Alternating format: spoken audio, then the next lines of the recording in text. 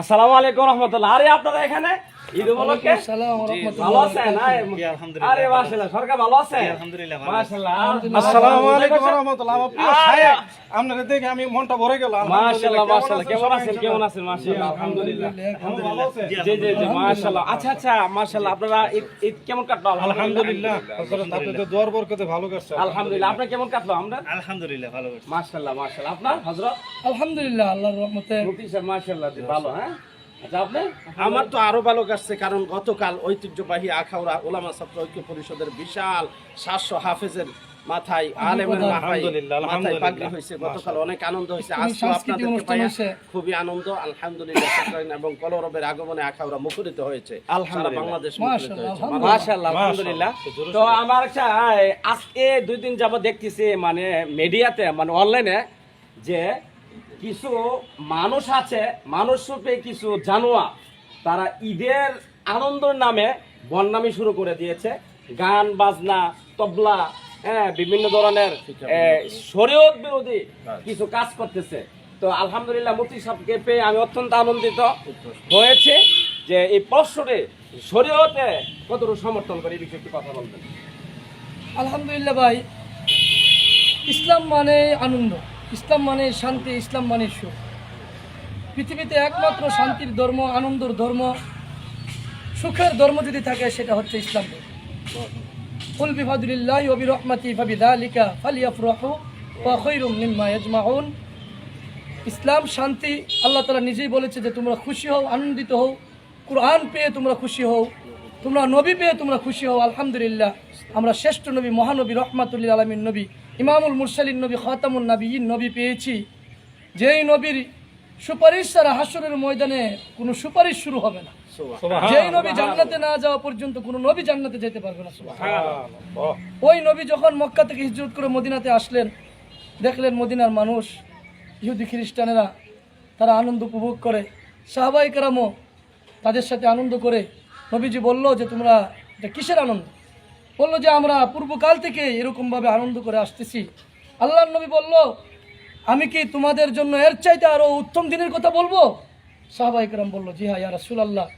আল্লাহর নবী বলল যে বছরের 2টা ঈদের দিন, ঈদুল ফিতর, ঈদুল আজহা, এই 2টি ঈদ আল্লাহ তাআলার তরফ থেকে মুমিন মুসলমান ইমানদারের জন্য আনন্দ। সুবহানাল্লাহ। তো এই আনন্দটা আমাদের হতে হবে আল্লাহর বিধান, নবীর আদর্শ, নবীর সুন্নতের উপর। আজকে আনন্দের নাম দিয়ে আমরা দেখতে পাই আমাদের সমাজে আমাদেরই ভাই, আমাদেরই বোন, আমার প্রতিবেশী আজকে আনন্দের নামে বেহায়াপনা, উলঙ্গপনা, ডিজে গান, নারী পুরুষের মিলন মেলা, নাউজুবিল্লাহ। মাহে রমজান এসেছিল ইবাদতের আনন্দ নিয়ে, কিছু মূর্খ তাদের মনের খাহেসাত মেটানোর জন্য মাহে রমজানকে বানাইছে মার্কেটের মাস, মাহে রমজানকে বানাইছে বাজারের মাস। কিন্তু মাহে রমজান আল্লাহ তাআলার তরফ থেকে মেহমান স্বরূপ আসছিল। আমরা এই মাহে রমজান নামক মেহমানকে পেয়ে মুমিন মুসলমান ইমানদার তারা ইবাদতের মৌসুম, তারা ইবাদতের মাধ্যমে আনন্দ উপভোগ করছে। আলহামদুলিল্লাহ। ঠিক তেমনি ভাবে 1 মাস সিয়াম সাধনা করার পরে যারা আল্লাহর ভয়ভীতির সাথে মাহে রমজান কাটিয়েছে তাদের জন্য এই হচ্ছে আনন্দ। কেন আনন্দ?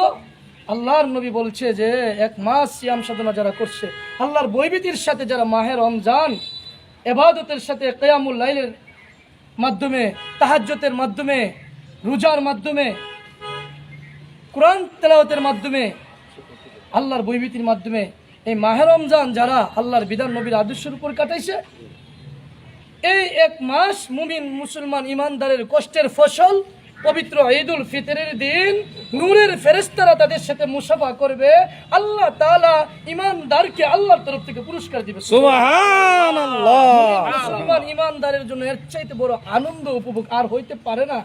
আল্লাহর বান্দা আল্লাহর কাছ থেকে পুরস্কার পাবে আর নূরের ফেরেশতারা তাদের সাথে মুসাফা করবে। সুবহানাল্লাহ। তো এই জন্য ভাইরা এই ডিজে গান যেখানে থাকবে, বাদ্যযন্ত্র যেখানে থাকবে এবং জীব জানোয়ারের ছবি, আল্লাহ রাসূল বলেছে লা তাদখুলুল মালায়েকাতু বাইতান ফিহি কালবু ওয়া লা তাসবি। কোন ঘরের মধ্যে যদি কুকুর জীব জানোয়ারের ছবি থাকে সেই ঘরে রহমতের ফেরেশতা প্রবেশ করে না। রহমতের ফেরেশতা প্রবেশ না করলে তাইলে নূরের ফেরেশতা যে রোজাদার ইমানদারের সাথে মুসাফা করবে, এই মুসাফাটা আনন্দ হবে। এই আনন্দ তারা পাবে কোথায়? যারা হাফেজ, আলেম, নেককার, মুমিন মুসলমান ইমানদার যারা আল্লাহ নবীর আদর্শ মানে, তাদের ঘরে কোনো কুকুর জীব জানোয়ারের ছবি থাকে না, তারা গান বাজনা বাদ্যযন্ত্র করে না।